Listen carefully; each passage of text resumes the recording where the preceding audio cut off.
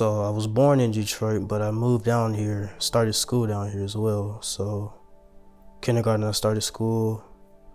The reason for us leaving was definitely a good decision. Probably wouldn't have made it that great in life. I met my father when I was 7. He was incarcerated a couple of times, so he wasn't really that much in the picture in my life. Not having my dad around, I always question, like, I see my friends, they have both parents, and I'm just here with my mom, so I was trying to figure out, why was I being raised with just one parent instead of two? And as I got older, she started telling me more about how he was in my life due to the life he chose. And so, I started understanding it. I would always ask, like, why me? Why I have to be that one child that doesn't have both parents? I don't want to be that outcast. I had a great family. 2 parents that loved me, took me to church every Sunday. Went to a Christian private school in Macon, FPD. And I think even through that, even through knowing about Jesus, knowing about God, never really experienced a personal relationship with God. I would say as high school progressed, I definitely started seeing more and more of my friends and people that I knew kind of doing things that I felt weren't right, whether treating people, things they were doing, and definitely started causing some tension kind of with me being a good Christian kid, kind of like, where do I belong in this? I think who I was in high school was I did good things and felt like I was good because I compared myself to the people around me and thought I was better than them. I saw a path of kind of me becoming the person that I was judging all of high school. These people in my grade and in high school that I looked at and internally and condemned for not being as good as I was, I slowly became, and I found myself senior year. I was doing the same things they were. I was starting to drink. I was starting to do stuff with girls that I shouldn't have been doing. I was starting to go places I shouldn't have been, lying to my parents, and became the person that I had judged. So, Young Life, I went in, they were all loud, rowdy. I'm like, well, these guys are crazy. It was just like, oh, come on in, let's have some fun. They were having like raffle ticket games, throwing tissue around, wrapping people up like a mummy and things like that. And I wasn't really sure what was going to go from there, honestly. And so then they started opening about, a Young Life leader will open up about their personal story and read scripture and how it related to them and how I helped them. And I could definitely, relate to that for sure. So just to see, these people, I assume, they have great lives, but no, everybody has their own stories. So for Young Life Club, for me in high school it was my favorite night of the week. Playing around with the guys, laughing with Robert and my friends, go inside, sing songs, do a raffle, get to hear one of the leaders speak about Jesus, sing some worship songs, and then go to Chick-fil-A afterwards. I wish we could have done it every night. It probably would have gotten old, but maybe not. It was so great. EJ is my Young Life leader. When I first met him, he was very outgoing.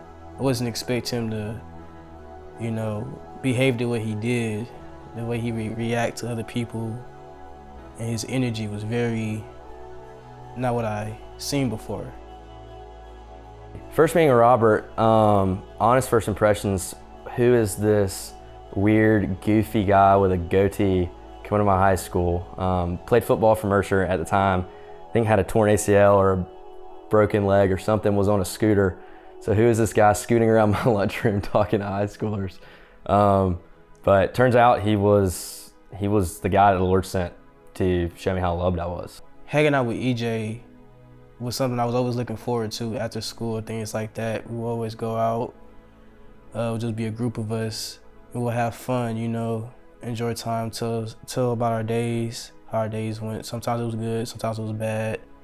He would take me out to dinner. We'd hang out with me and guys in my grade. He was always interested in what was going on in my life, whether it was a girl I was talking to or sports I was playing or whatever, hunting or fishing. And through that process of getting to know Robert and him just loving me, I think I got a really good picture of how Jesus looks at me. I went to Windy Gap after my senior year of high school, and honestly, it was weird. The only reason I went is because Robert asked me to go, and I loved Robert, and I wasn't super excited about going, but I was going because Robert was going. So at Young Life Camp, you know, it's really something I never experienced before. It's something you see in the movies, just like, wow, there's really stuff like that out there. And there's people always having fun, you eat all the food you want, you know, great cabins. You were just people that you know, meet new people, playing games outside, being in the water, and getting to know Christ better. So what I learned at Young Life Camp was, you know, obviously everybody's different. They always have their own personal stories. And at Young Life Camp, I didn't feel alone necessarily. I feel like somebody next to me could probably have the similar story I had. So I remember sitting in Young Life Club listening to my friend speak about the trouble he'd gotten in and the really dark period that he went through following that, and hearing him speak about Jesus and how Jesus had met him in that moment and wrapped him up in his arms and made him feel loved. And this being a guy that years prior I would have judged for being a bad guy, you know, I'm so much better than him. But I remember in that moment being so aware of my brokenness and my sin, and that I was just as in need as he was, and seeing how that need had been met by Jesus, and realizing that I wanted it, and feeling the Lord come to me in that moment and say, hey, I'm here, like, you're mine. I felt like I was always alone. I didn't think I really fit in places that I wanted to fit in, but I just feel like I couldn't because I didn't have the resources for that. I started understanding more how I can get closer with God and people that knew of God and was learning just as much as I was.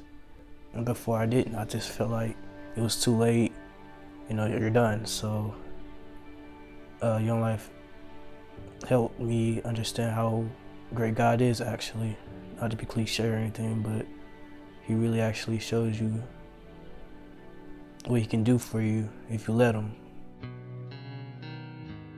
I wanted to lead going into college. I would say coming out of that experience, my senior year, meeting Jesus, knowing that love, and wanting to share what we at Young Life call the greatest love story ever told, the cross.